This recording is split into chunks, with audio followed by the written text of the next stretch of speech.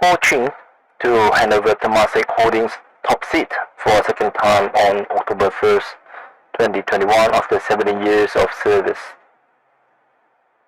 Ching had previously left the position once to Charles Chip Goodyear.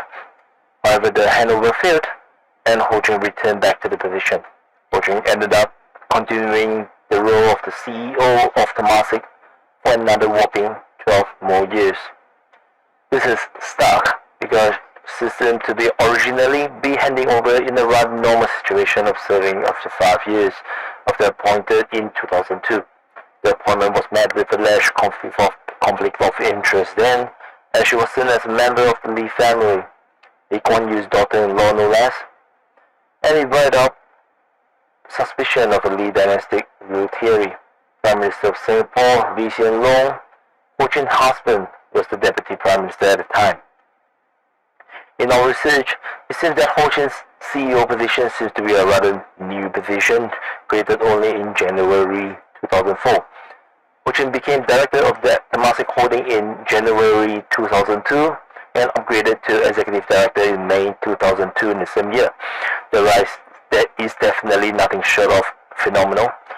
We can't find any information of CEO before Ching. The announcement to appoint Goodyear to replace her in 2009 was met with surprise both locally and internationally, as Temasek is seen as a government agency of sort, and people were skeptical or even worried about having an outsider or foreigner taking over the top spot of a corporation that may have access to sensitive information that may implicate Singapore's national security.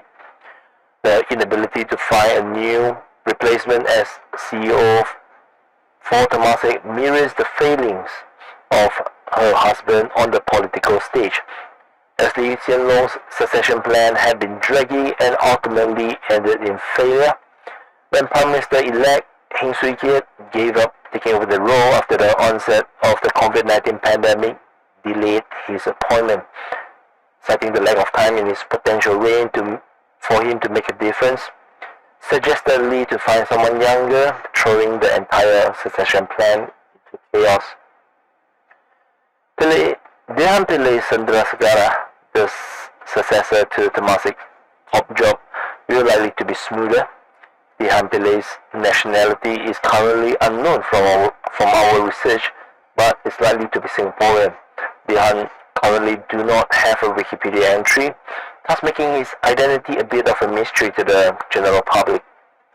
Curiously, Dehan Pillay looks a lot like Y.J. Pillay, Singapore's top-ranking civil servant from 1961 to 1995, chairman of the Council of Presidential Advisors and acting president of Singapore whenever the Singapore president is away. But you can be assured that they are not related, as J.Y. Pillay is recorded by the Singapore government's archive to have only one daughter. Dehan studied in ACS, graduated from NUS with a Bachelor of Law with honours. He got his Master of Law from the University of Cambridge in 1990. After Cambridge, he became an associate of Wong Partnership, LLP, from 1992 to 1994. And after that, he became a partner until 2006, and from 2007 onwards, he became the managing partner.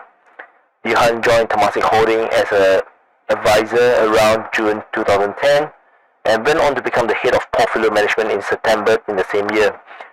Dehan later became head of enterprise development group and dropped the role in May 2016 as he is appointed the co-president and joint head for investment. A year later, in October 2017, Dehan Pillay became the deputy CEO of Temasek International. April 2019, he assumed the role of CEO and executive director of Temasek International. On the 1st of October 2021, he will succeed Ching to the top position as the executive director and CEO of Temasek Holdings. He will be holding the CEO appointment of Temasek He will be holding the CEO appointment of Temasek International concurrently. His Singaporean background and being a Temasek insider for the past 10 plus years means that this succession is likely to be successful and finally put a conflict of interest allegation of Ching finally to rest. Regardless whether it's indeed any form of conflict of interest, Ching oversaw an 300% increase in valuation of Temasek's portfolio from 90 billion Singapore dollars in 2004 to over 300 billion Singapore dollars today, despite the global financial crisis and the COVID-19 pandemic. Her conflict of interest position, ironically, gave investors and Singaporeans a sense of stability and predictability, as the likelihood of Temasek breaking pace with the PAP-led Singapore government is near to zero during her reign. As Singapore enters a new phase of its history, much uncertainty surrounding Singapore's pandemic-affected economy, still an ongoing prime ministerial succession debacle, declining trust in the presidential election, as well as a series of seeming hiccups by the ruling party in Parliament, the successful handover of Temasek leadership is much welcome news for those with a stake in the future of Singapore.